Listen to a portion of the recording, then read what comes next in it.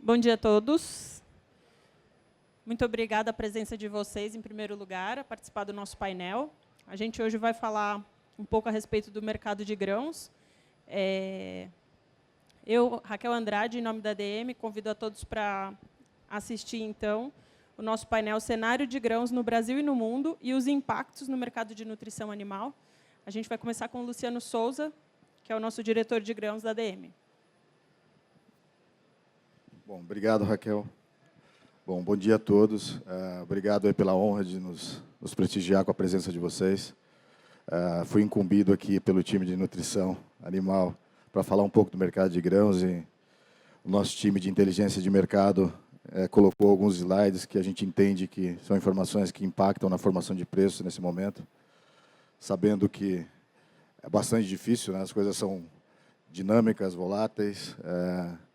Pior que falar o mercado de grãos, talvez seja só para falar sobre o mercado de câmbio, né? Mas vamos tentar, de alguma maneira, ajudar. Bom, vou tentar ser breve, até porque a gente tem um painel aqui com os colegas que pode ter uma discussão bastante rica aí com a ajuda de vocês. Então, e falando um pouco do mercado de grãos, a gente trouxe aqui, a gente passou um pouco pelo que acontece na Ucrânia. Por quê? Porque a gente fala e muitas vezes tem dúvida, né, do que está na formação de preços, sobre o que está acontecendo na Ucrânia, mas eu diria que nos últimos anos a gente já tem uma situação mais estável. Nós tivemos ali, em 2022, quando a gente olha para milho, por exemplo, a Ucrânia ela participou com 27 milhões no mercado de exportação, no movimento de 206 milhões de toneladas, mas se você analisar o que que deve acontecer esse ano, já mais ou menos estabilizou. Então, nós entendemos que não tem, vamos dizer, uma surpresa, não tem algum fator de dúvida em relação ao mercado da Ucrânia na formação de preço de milho, ou mesmo quando a gente olha onde a gente vê a maior diferença. Então, a gente ali na guerra, no ano de 22, a Ucrânia participou com 19 milhões, e hoje a gente tem aí praticamente 18 milhões. Eu diria que o impacto maior, ou um cuidado maior que a gente acaba tendo, está na questão dos óleos, no óleo de girassol e no óleo de canola, porque eles acabam tendo, tanto Rússia como Ucrânia, acaba tendo uma participação mais relevante nesse mercado. Mas, quando a gente olha principalmente para milho, o crescimento em outras regiões acabou, de alguma maneira, suportando o que a Ucrânia poderia oscilar. E falando, antes de entrar aqui nas questões de clima, muitos aqui já sabem, mas só para chamar a atenção, quando o mercado ele tem situações inerentes ao próprio mercado de commodity, a outros mercados conectados, mas quando a gente olha, pensando muito em soja e milho, principalmente, a gente pensa em alguns momentos do ano, então se a gente pega aqui de junho a agosto, a gente está muito de olho no clima americano, que é o que a gente está vivendo agora. Então, às vezes, um mapa de uma semana tem uma influência altista, na semana seguinte isso muda, acaba, de alguma maneira, mudando a direção do mercado, mas é o que a gente está vivendo agora. Quer dizer, o mercado, ele normalmente, nesse período do ano, ele está olhando para a oferta, para a formação desse período de enchimento de grãos nos Estados Unidos, e logo a gente já passa, ali em outubro, segunda quinzena de setembro, começando a colheita, a gente começa a ficar de olho na China, na demanda, no fluxo, como está funcionando o mercado de elevação. Mas, então, nesse momento, a gente está muito orientado pelo que está acontecendo no mercado de clima, e quando a gente olha para o mercado de clima, nós temos, essa semana em particular, por exemplo, uns mapas com um pouco de chuvas reduzidas, com uma onda de calor, que a gente viu até Chicago, em algum momento da semana passada, reagindo. Quando a gente olha para as próximas semanas, principalmente para a semana que vem, a gente já deve ter uma certa recuperação. E quando a gente olha para mapas de agosto, a gente entende também que a situação é positiva. Tanto que chama atenção as condições das lavouras. Quando a gente olha para as condições de lavoura de soja, a gente tem, olhando para os últimos anos, uma das melhores condições, só abaixo do que aconteceu em 2020. E quando a gente olha para milho, a mesma situação. Em 2020 nós tínhamos uma situação nesse mesmo momento um pouco melhor, mas se a gente olha os últimos anos, as condições das lavouras americanas são muito boas. Então, isso acaba sendo baixista para Chicago. E aqui, quando a gente olha a média das regiões produtoras, enfim, a semana, como eu falei, a semana que vem deve ter uma certa recuperação. Quando a gente olha para a expectativa de clima para agosto também é positiva. Então, o clima, eu diria que, salvo alguma surpresa, ele deve ter um peso mais baixista do que altista, pensando nesse momento que a gente está olhando muito para clima. E aqui a gente trouxe essa parte do Laninha, porque nós vivemos essa situação do El Niño no Brasil. Quando a gente pensava em El Niño no Brasil, a gente tinha uma preocupação muito maior com Tocantins, com Maranhão, com Piauí.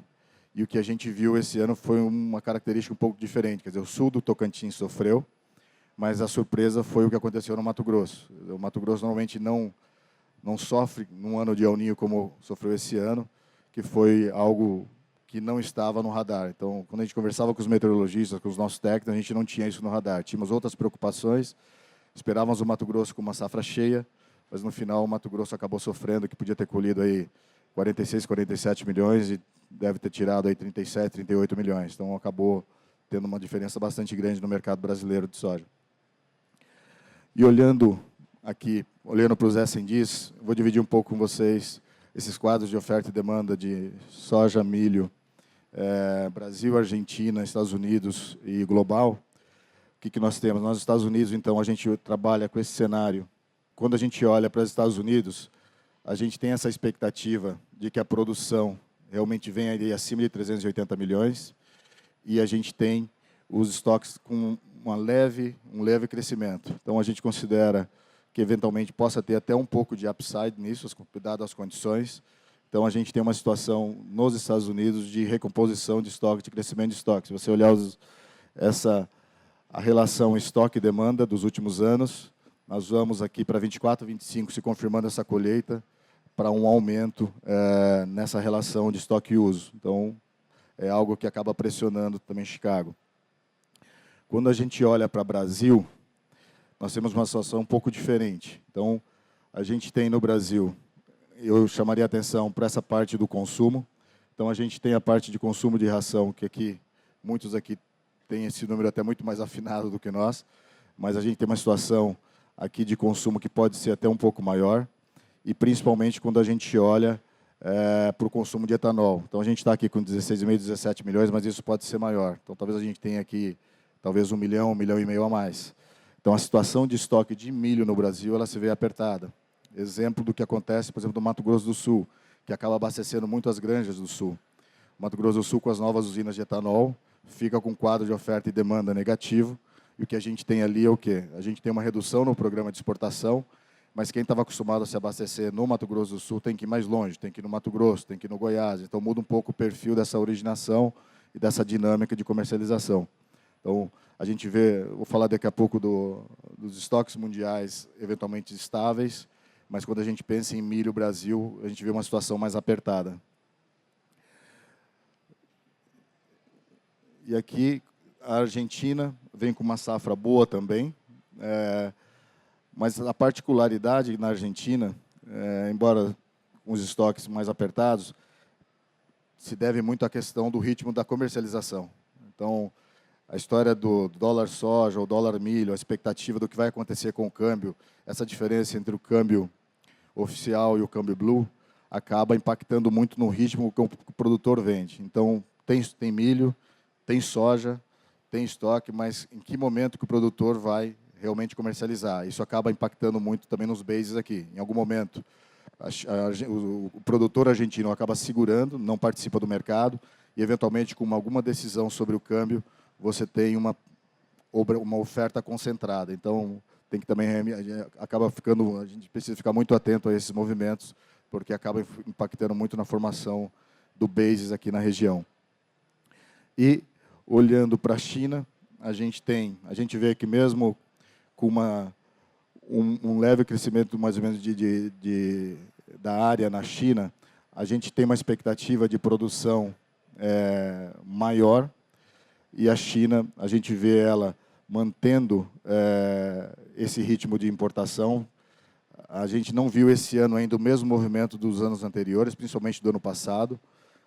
A China começou a, de alguma maneira, participar do mercado nas últimas semanas, mas ela acaba sendo relevante para essa nossa exportação de mais ou menos 49 milhões, 47 milhões, mas a gente não viu a China vindo ainda esse ano. Então, em algum momento, se a China tomar uma decisão de vir comprar, também pode ter uma volatilidade no base nesse momento, porque acaba ocorrendo de uma maneira concentrada. Mas a gente vê a situação de estoque na China estável, a gente não vê uma certa oscilação, enfim, um estoque um pouco melhor, com margens, a gente tem notícias, as margens, principalmente de suíno, um pouco recuperava. A gente imaginava que durante 2024 o cenário seria bastante negativo, mas a gente viu uma recuperação mais rápida nesse mercado, mas ainda assim, quando a gente pensa em milho para a China, a gente tem uma situação estável.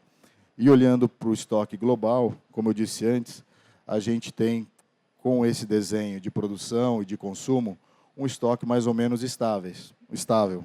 Então, olhando para Chicago, não deveria ter muita surpresa em relação ao milho, mas olhando para o Brasil, a gente chama essa atenção, porque a situação de estoque interna, a situação de estoque no Brasil ela é mais apertada e, enfim, vamos ver como rodam essas indústrias de etanol, como vem a questão do consumo, mas o estoque de milho é bastante apertado. Falando de soja, no mercado de soja, a gente tem uma situação aqui que a gente fala em mais ou menos 150 milhões de toneladas de soja. Em alguns estados, a gente já vê que acaba aparecendo um pouco mais de volume. Então, talvez, eu diria que alguns pessimistas, teve gente que já chegou um momento de falar em 135 milhões de toneladas. Né? Eu diria que a safra brasileira acaba sendo maior que provavelmente as 153 milhões que a gente vem trabalhando. A questão dos estoques daqui no Brasil, a gente volta a uma situação de normalidade, de ter mais estoques no Paraná e no Rio Grande do Sul. E você tem uma outra situação que tem a ver com qualidade também. Então, nós temos outros estados que também têm estoque, estados que tradicionalmente participam da comercialização e não têm uma característica ou costume de ter estoque de passagem para a safra nova, mas por questões de qualidade, provavelmente nós vamos ver isso acontecendo. Muita gente guardando soja do Centro-Oeste, do Nordeste, para blendar no ano que vem.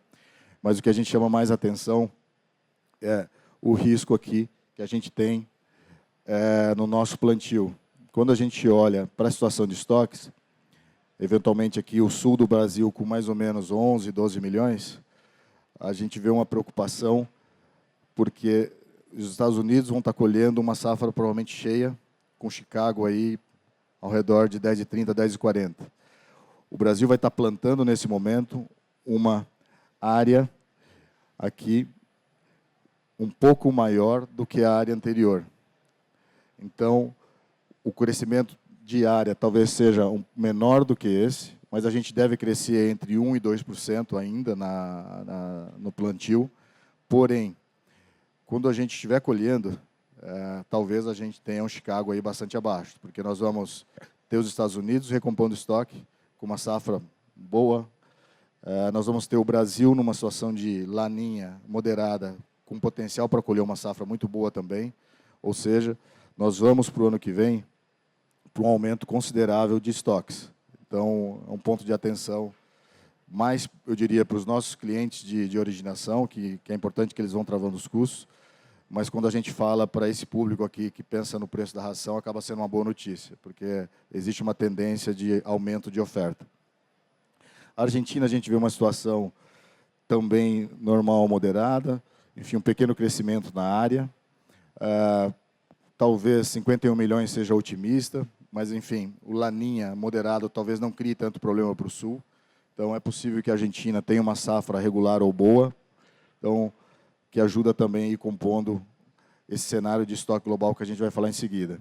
E quando a gente passa pelos Estados Unidos, a gente tem a expectativa dessa colheita de 120 milhões de toneladas, talvez tenha algum upside nesse número, o que leva a situação de estoques nos Estados Unidos para cima. Mas o que chama mais atenção é quando a gente olha, principalmente aqui, o estoque global. Quando a gente olha para a safra e o consumo global, nós estamos falando de um aumento considerável nos estoques. Então, a gente está falando que os estoques aqui de soja, eles podem crescer na ordem de mais ou menos 20 milhões de toneladas. Esse é o principal ponto de alerta, porque o mercado ele acaba fazendo o trabalho, o preço faz o trabalho para destruir demanda ou para gerar demanda. e nesse momento eu diria que o preço vai fazer o trabalho para regular a oferta, porque nós não estamos tendo nos Estados Unidos, na China, um crescimento tão robusto como a gente tinha nos anteriores. Então, a China crescendo aí 2, 3 milhões no consumo não é suficiente para absorver o que os Estados Unidos estão crescendo esse ano e que provavelmente o Brasil, a Argentina, Paraguai, Uruguai e o Bolívia vão crescer no próximo ano. Então, a gente tem uma situação de preços olhando para frente, salvo uma surpresa, a gente tem uma situação baixista no preço da soja. Mas, por outro lado, aqui olhando, falando diretamente para vocês, só voltar para chamar uma atenção aqui, ó, quando a gente olha para o Brasil, a questão do esmagamento. Então, a gente tem um esmagamento aqui, mais ou menos de lado, algumas fábricas com pequenas ampliações e fábricas novas, mas esse mercado ele acaba trabalhando muito para óleo. Então, a gente está criando nós temos uma demanda muito forte para óleo, então a gente está trabalhando muito para o óleo e acaba o quê? Trazendo uma oferta de farelo competitiva para o mercado de vocês. Então, acaba sendo uma boa notícia pensando na expectativa de preço de farelo, preço de oferta de proteína animal para os próximos meses e para o ano que vem. Então, aqui na soja a gente tem essa situação mais preocupante. Eu diria que a mensagem final, antes de começar com os nossos colegas aqui, eu diria que o milho tem uma situação, principalmente no Brasil, mais apertada, e aí o mercado acaba fazendo esse trabalho tanto no basis como no preço. E aí, quando a gente olha para a soja, Chicago deveria acabar fazendo esse trabalho para diminuir a oferta, mas tem, como eu coloquei no início, o fator câmbio, né? Muitas vezes o câmbio acaba fazendo muita diferença. Lembrando que o preço do farelo, o preço da soja, o preço do milho, ele tem essa conexão com o mercado global. Então, eventualmente, uma coisa é câmbio a 5,40, 5,50, outra coisa é câmbio a 6. Então, é difícil, aí tem que falar com cada um com seus gurus para ver qual é a expectativa, mas o câmbio, eu diria que pode fazer muita diferença nesses próximos meses na formação de preço. Então, acho que era isso. Enfim, a gente tem agora a oportunidade de falar um pouco. Por favor, gostaria que dos nossos comentários, das nossas perguntas aqui, que temos aqui bons experts para nos ajudar nesse painel, mas já vi que aqui também na plateia tem muitos companheiros aqui que entendem igual ou melhor do que nós. Mas, enfim, obrigado.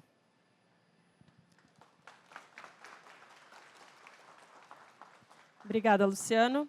Eu vou convidar, então, os outros participantes do painel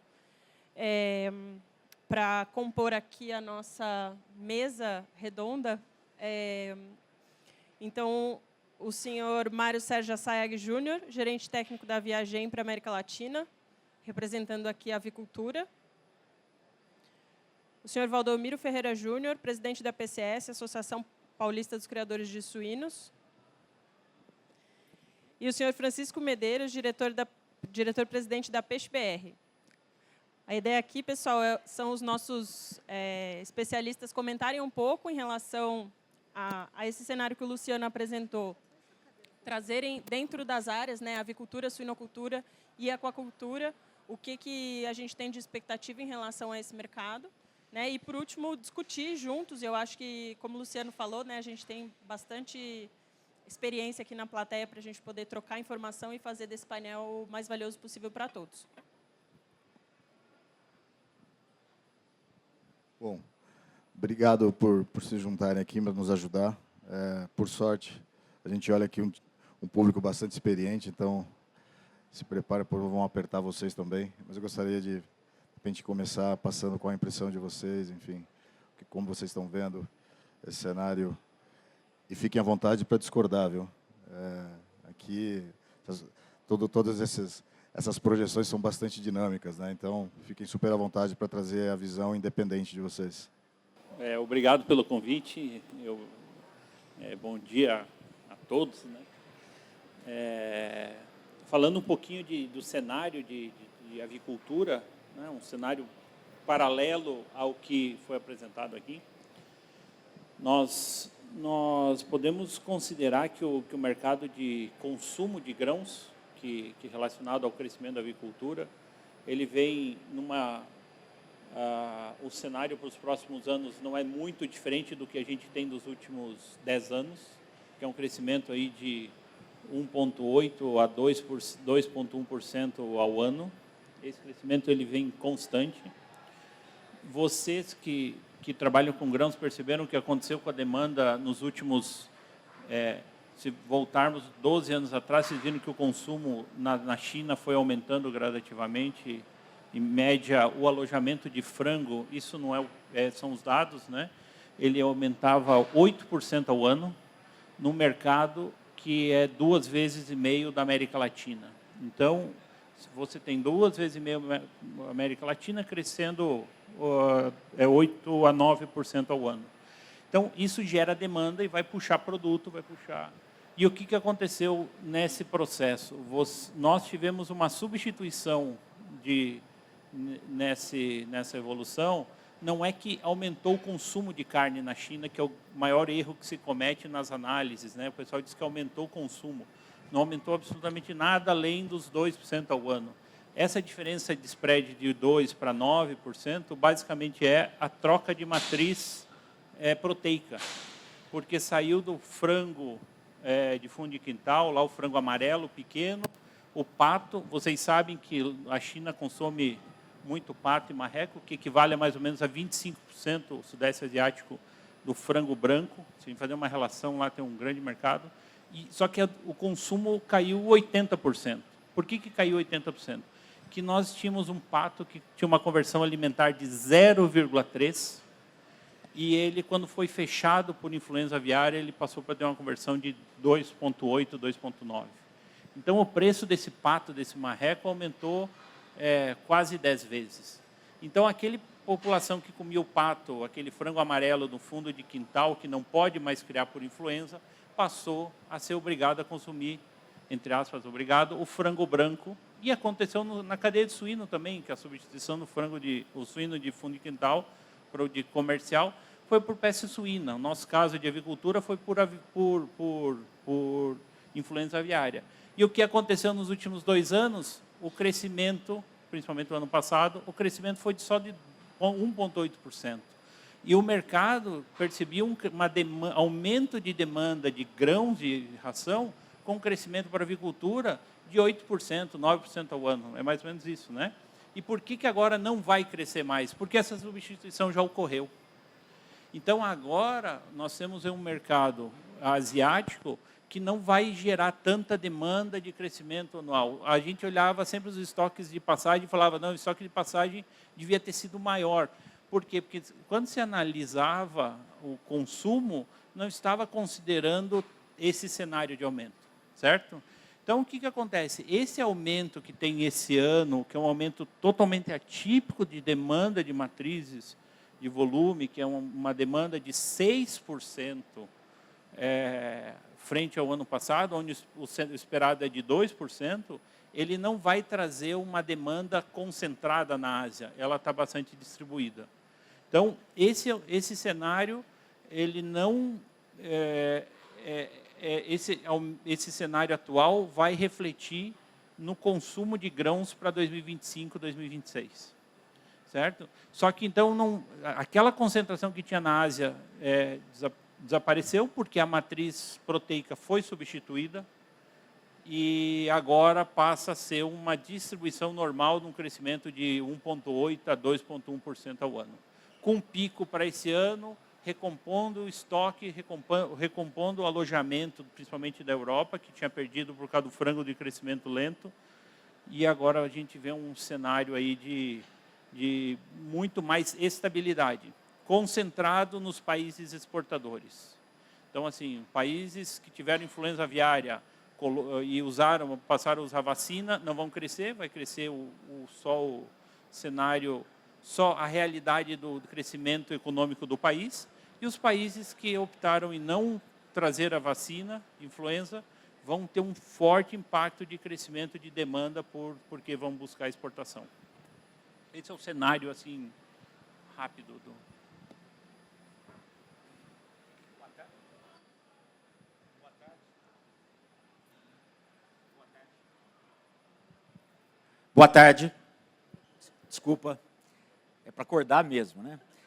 Bom, primeiramente eu queria agradecer a DM pelo convite. Eu vou falar uma linguagem de produtor. Nós representamos a Associação dos Produtores de Suínos do Estado de São Paulo. Eu vou me dirigir, a primeira parte, a eles. Moçada, acabou o choro. Acabou o choro.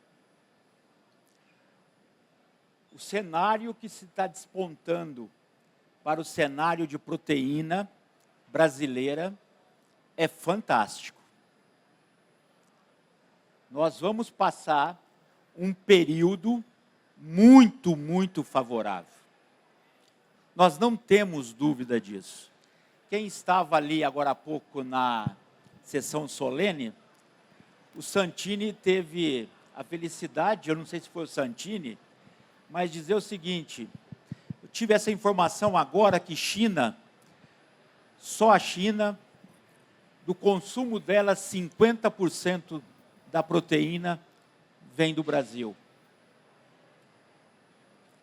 Os americanos, a cada 3 copos de suco de laranja, 1 é do Brasil. Só que nós temos desafios pela frente, e muitos desafios. Eu diria o seguinte, esse mercado de proteína suína é de 350 milhões de toneladas. Sabe quanto que o Brasil produz esse ano de carne suína? 5 milhões apenas. Para um investidor, para um empresário, quando olha esse número, para onde que eu vou? Eu vou para o Brasil. Vamos dar um exemplo rápido. Essa feira, esse ano bate recorde, porque São Paulo não tem praia, não tem muito turismo, todo mundo está aqui olhando o Brasil. O que nós vamos fazer nos próximos anos? Enquanto produtor, pensando da porteira antes, Renato, queria te agradecer agora que eu te vi, Renato Filomeno, eu diria que a nossa responsabilidade primeiro é sanitária.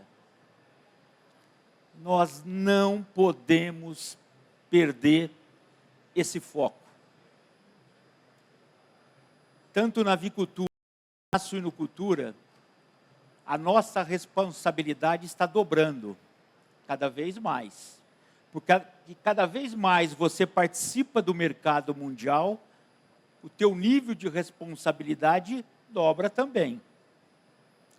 E eu estou muito feliz, abordando o teu tema, agora, recentemente, com uma situação sanitária das aves, e como é bom ver o poder público e o poder privado juntos, botando a mão na massa e resolvendo o problema numa rapidez jamais vista.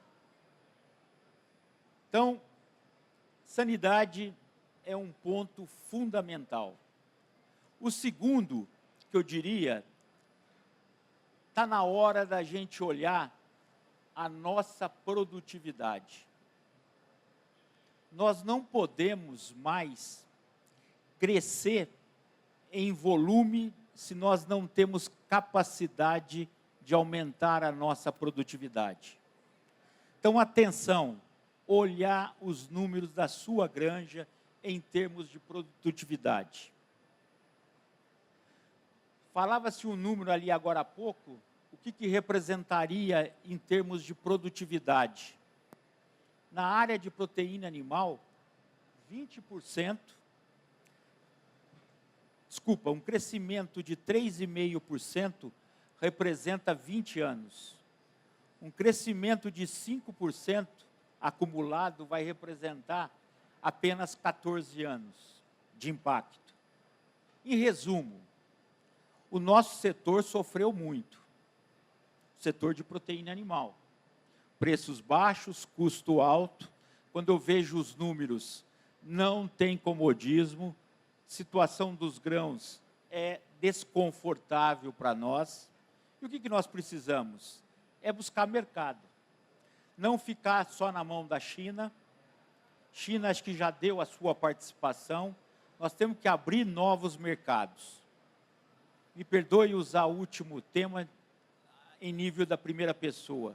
Eu sou do tempo que nós exportávamos 650, 700 mil toneladas de carne suína ano.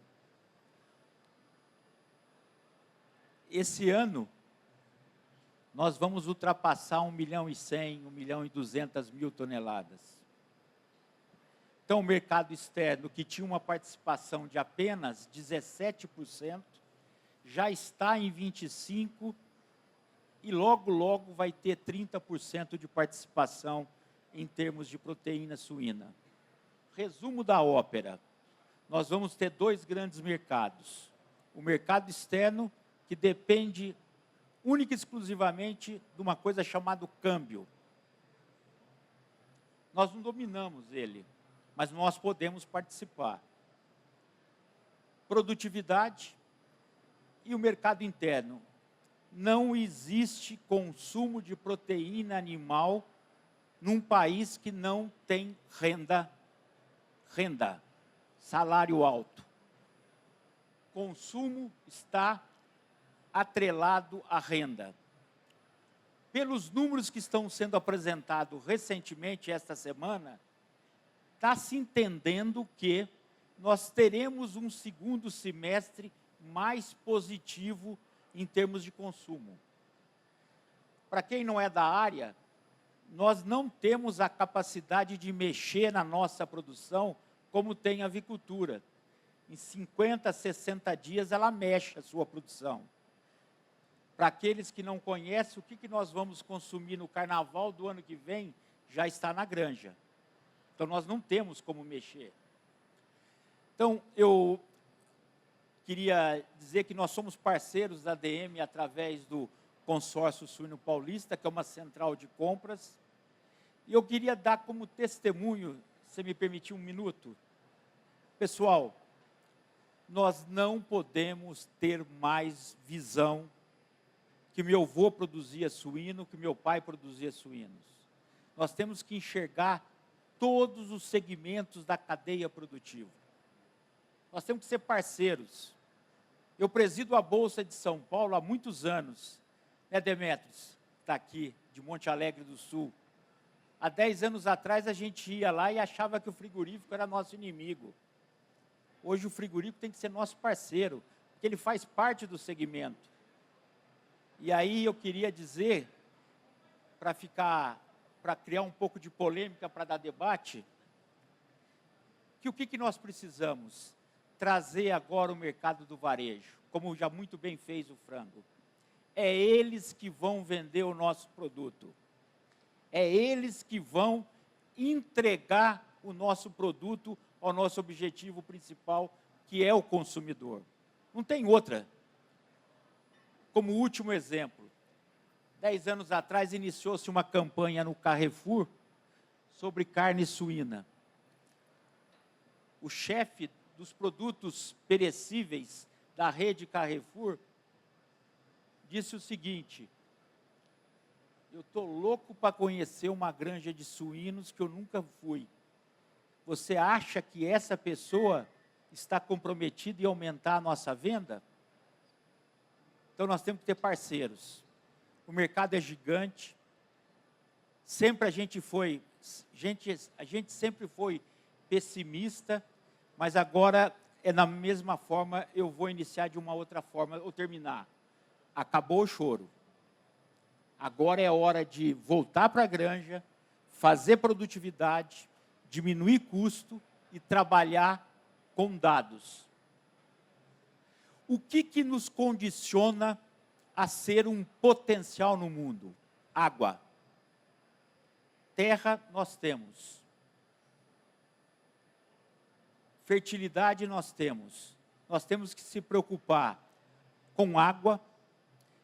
E os dois grandes mercados que vêm com a China, puxando, é a Índia e a Indonésia. E vem aí o Paquistão também.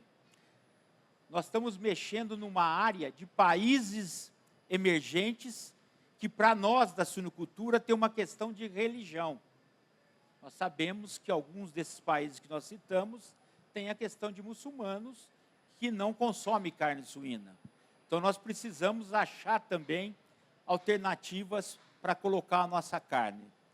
A partir do momento que nós encerrarmos de vender carcaça e vender cortes, nós vamos construir um grande mercado.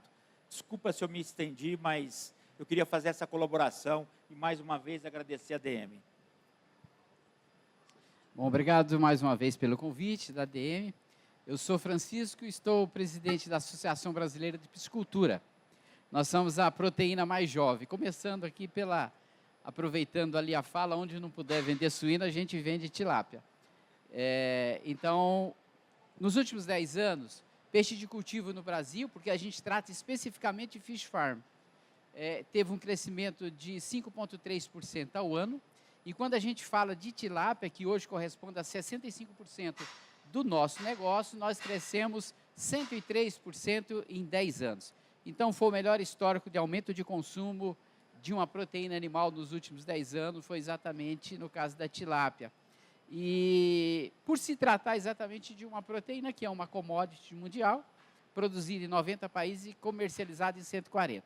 Mas vamos falar especificamente do nosso negócio aqui, que é grãos. Afinal de contas, mais de 70% do nosso custo está relacionado diretamente aos produtos que a ADM compra, processa e nos comercializa.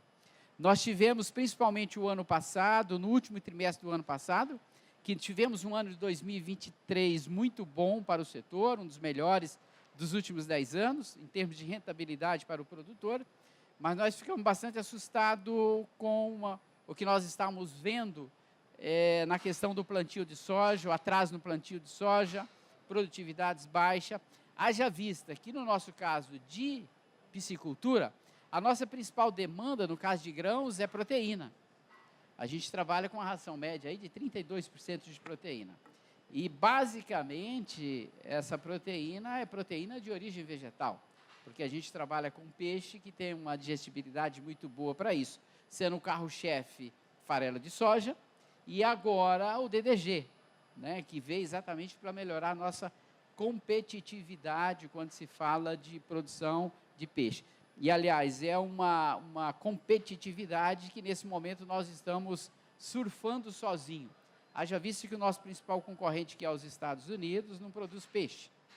E aí, quando ele exporta, tem os encargos e os custos da exportação, e a gente está produzindo aqui, você pega a região do centro-oeste, onde mais está produzindo o DDG nesse momento, a produção está crescendo proporcional, no caso da piscicultura, vislumbrando essas possibilidades. Tá? Nós tivemos nos últimos 16 meses a melhor relação que a gente tem, quilo de tilápia compra quantos quilos de ração. Então, se a gente considerar a série histórica dos últimos 10 anos que a gente monitora, nós tivemos o pico no primeiro trimestre de 2024, desse ano, onde 1 quilo de tilápia comprava 3,2 quilos de ração. Nesse momento, houve uma redução de preços paga ao produtor, exatamente pelo boom do mercado do ano passado. Nós tivemos um alojamento muito acima da média. Esse ano, vamos dizer, o peixe que vai ser comercializado até 31 de dezembro, ele já está na água, então a gente já tem previsão de aumento de produção. Com certeza será o ano, a maior produção que a gente já teve da história, em termos de crescimento, será esse ano. E os números já começam a demonstrar isso. As exportações nos primeiros 6 meses já foram superiores ao ano de 2023, que foi 48% de 2022. Então, a gente verifica que a questão do câmbio, ele é um risco para os nossos custos de produção, mas também acaba sendo uma oportunidade para uma proteína animal que hoje exporta basicamente 88% para os Estados Unidos e Canadá, mas que a gente está comercializando, e comercializamos em 2023 para 42 países, exatamente pela amplitude que é a proteína. A grande vantagem que nós temos é que o nosso principal concorrente no mercado mundial são os asiáticos.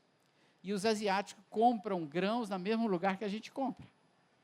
Então, assim, quando se fala do mercado, a gente acaba indo para as questões relacionadas à sanidade, à produtividade, aos custos da indústria, logística, tal, porque com produção, esse é um fator que, por mais que suba o preço no estado do Mato Grosso da soja, consequentemente vai subir mais para a China, vai subir mais para o Vietnã. Então, a gente sempre faz essa equação, exatamente, pelo menos internamente, para amenizar a questão do câmbio. O câmbio vai bater em todo mundo, né? Nós temos aí as perspectivas mostradas pelo Luciano de produção. A gente já tinha parte dessas informações, e são informações que, para o nosso setor, mesmo com essa loucura que está o câmbio aí, a gente considera como positiva. Haja vista que, pelo que foi observado aqui, a gente não vai aparecer nenhum grande, um Big Mac aí, um grande consumidor de grãos de um dia para o outro, que vai mudar os cenários que estão aí. E, principalmente, o que a gente teve de quebra de produção em grãos, e mais especificamente soja, o ano passado, eu acredito que nós não teremos esse mesmo nível de perda esse ano, né?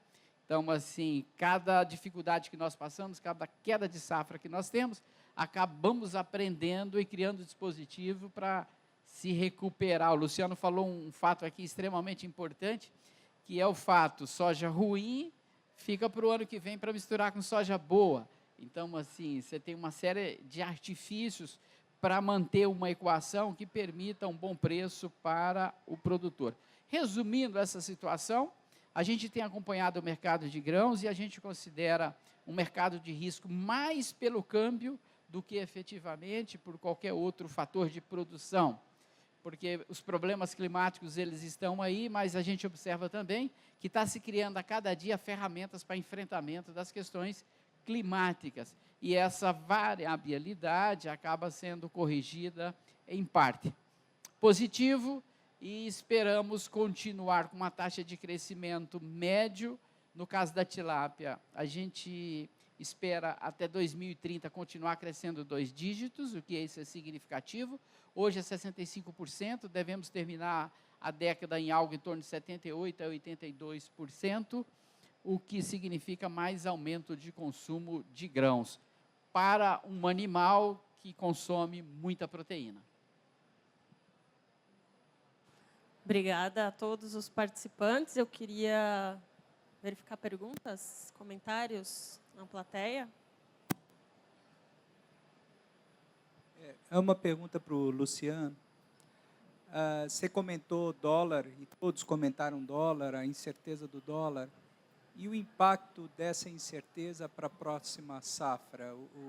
Isso afeta o cenário que você projetou para 24, 25, que é favorável a quem produz proteína, ou você acha que não, vai produzir de qualquer jeito, só vai afetar... Você comentou que provável que os Estados Unidos vai estar com preço de grão muito baixo, Bolsa de Chicago muito baixo, e a gente com um custo de safra alto, e se isso pode trazer temores maiores, né? Ou seja, um investimento para a próxima safra. Bom, obrigado, Fábio, pela pergunta. O câmbio, o real desvalorizado, ele ajuda muito na formação de preço e na rentabilidade do nosso agricultor.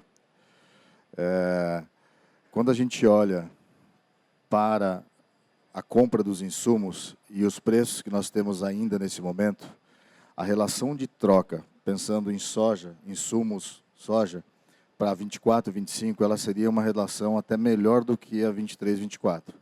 Mas a gente tem uma comercialização muito baixa. A gente tem uma comercialização aí abaixo de 20% para o ano que vem, ou seja, ele não pagou nem os insumos ainda, não travou nem para o pagamento dos insumos. Mas quando a gente olha para frente, para te responder objetivamente, entendemos que essa área que a gente está estimando, ela vai ser plantada. E o mesmo grau de tecnologia já está mais ou menos definido.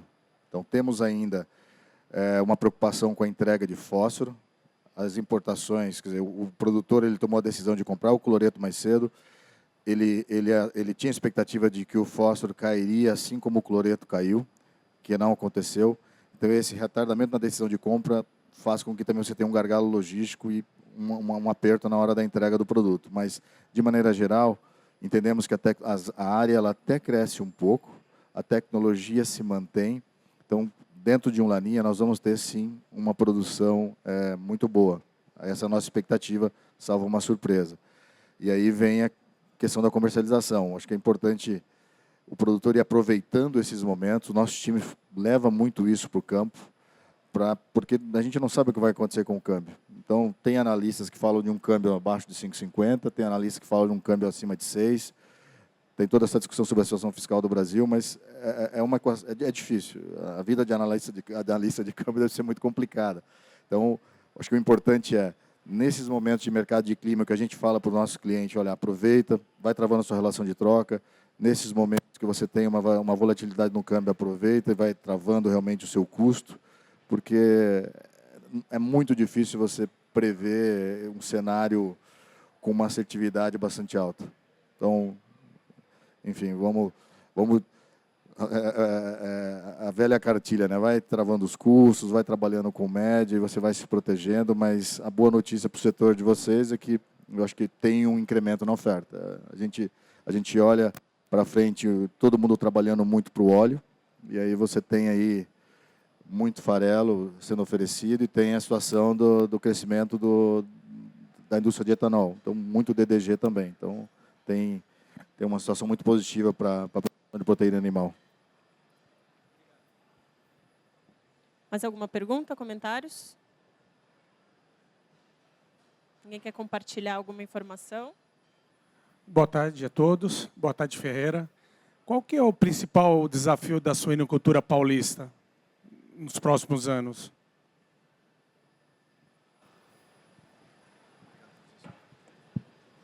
Demetrios, obrigado pela pergunta.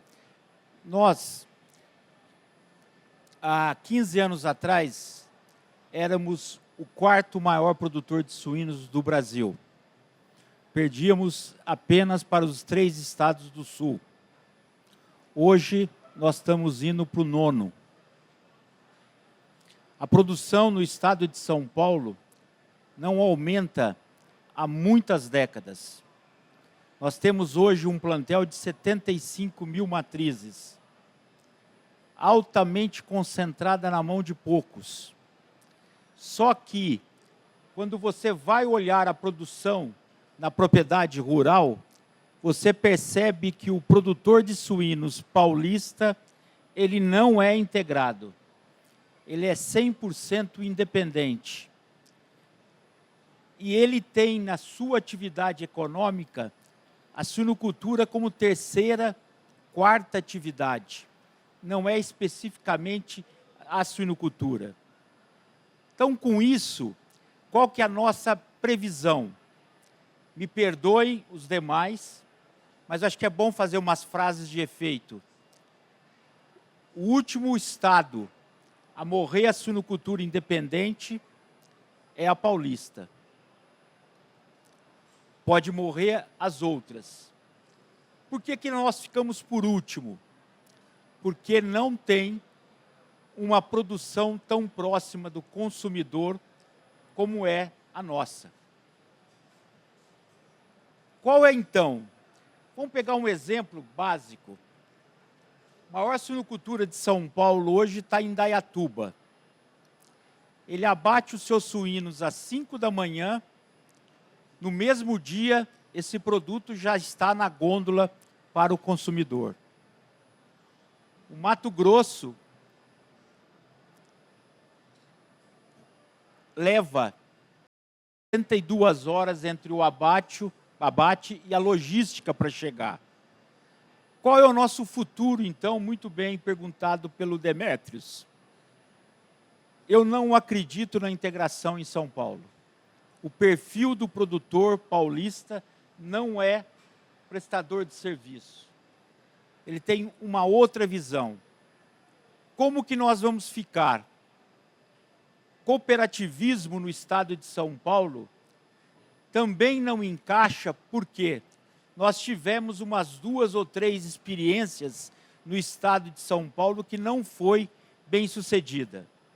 Eu diria que nós vamos continuar buscando nichos de mercados com frigoríficos regionais, Demetrios, buscando aqueles mercados Ribeirão Preto, São José dos Campos, Sorocaba, Campinas. Disputar o mercado de proteína animal industrializado com as grandes marcas é suicídio. Nós não temos competitividade de preço. Então, nos resta a buscar nichos de mercado. E nichos de mercado significa o quê? Como último número, prometo. O Estado de São Paulo produz apenas 250 mil toneladas de carne suína ano. Sabe quanto que o Estado de São Paulo consome de carne suína? 1.100.000 toneladas. Então, é um mercado aberto para todos. O que nós não podemos, na competitividade, é competir, Demétrios, com o pior produto nosso para fazer preço, que é a carcaça. Carcaça é subproduto hoje, pessoal. Carcaça não forma preço. O que forma preço é cortes, os produtos bem embalados. E aí, nós já temos algumas experiências, Demétrios, de São Paulo, de sobreviver dessa forma, criando alternativas. Uma das alternativas é o consórcio, comprar em conjunto. Comprar em conjunto. E eu acredito que mais algum tempinho nós vamos vender em conjuntos. Cada um com a sua liberdade, mas seguindo uma tradição de mercado. O que é? Volume, qualidade, preço e, principalmente, qualidade no produto. Se me permitir mais um minuto, não. Pessoal, mais alguma pergunta? O Mário Sérgio, a gente sabe que a atividade é bastante, né, de avicultura bastante desafiadora, mas é uma atividade bastante organizada, né? Pensando em desafio, acho que o principal que está no horizonte é o desafio sanitário aí, para manter isso. Como é que a gente vê, como é que você vê isso para o próximo ano aí, para os próximos meses e anos? A curto prazo, né, o desafio sanitário sempre está relacionado à imprevisibilidade, né? Sempre você pode ter um caso como aconteceu esse do Rio Grande do Sul, totalmente atípico, né? Uma amostra no meio de mais de milhares, não foram várias no meio de milhares, foi uma no meio de milhares, né? Então, acho que esse é o ponto importante, que isso você não consegue prever, né? Agora, o que nós temos que trazer de cenário de sanidade é assim que esse fato da influenza e o fato da Newcastle nos mostrou que o impacto que se esperava de fechar todos os mercados foi muito pequeno, né? A gente aprendeu que o mercado precisa de nós, nós como fornecedores, mas nós aprendemos também que temos várias tarefas a serem realizadas para proteger mais o nosso mercado. Velocidade, assertividade no diagnóstico, não levantar certeza quando é suspeito. Então, nós tivemos vários casos aí que impactaram negativamente. E outro ponto que é importante é que a gente aprendeu na prática algo que sempre se falou, que a cadeia ela está baseada em quem tem pior biossegurança. Não adianta a BRF, que está aqui, por exemplo, ter um status excelente se um pequeno produtor não tem status. Aí nós precisamos muito do Estado, o papel do Estado passa a ser importante, que ele tem que ter exatamente a mesma exigência a todos os produtores, né? Porque um pequeno produtor pode, de fundo de quintal, pode nos trazer um prejuízo para toda a cadeia de forma bastante consistente, né?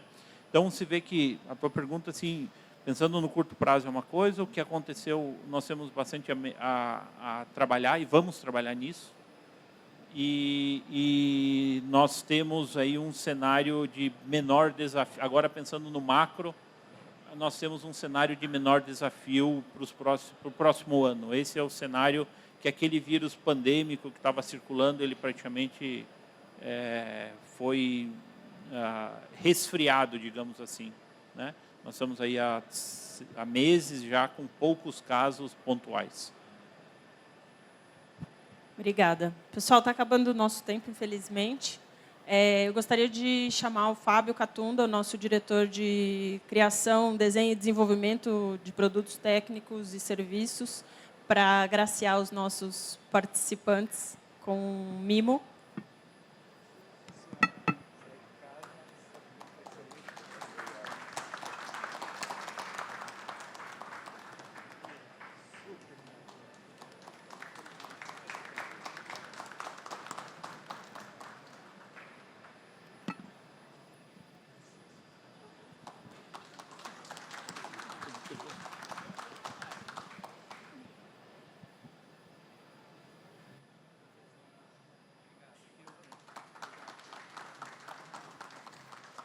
Eu agradeço novamente a presença de todos. Tenham um bom evento. São todos convidados aí ao nosso stand, que está bem aqui pertinho.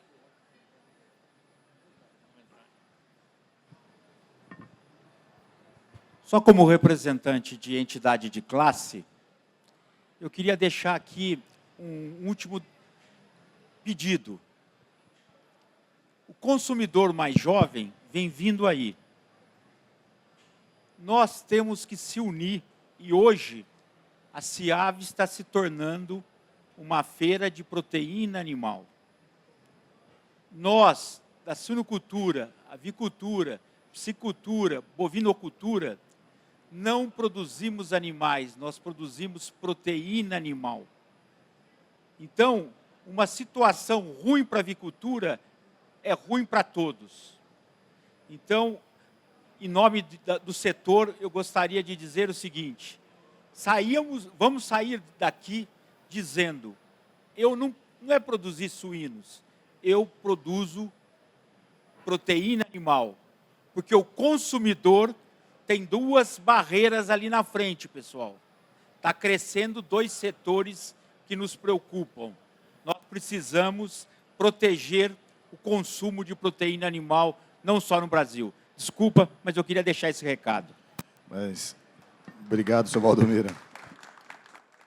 Eu diria, da fazenda até a gôndola, né, nós estamos todos conectados e integrados. Então, nós temos que seguir trabalhando junto, cooperando cada vez mais, aprendendo cada vez mais para desenvolver produtos para um consumidor cada vez mais exigente. Então, aproveitar aqui.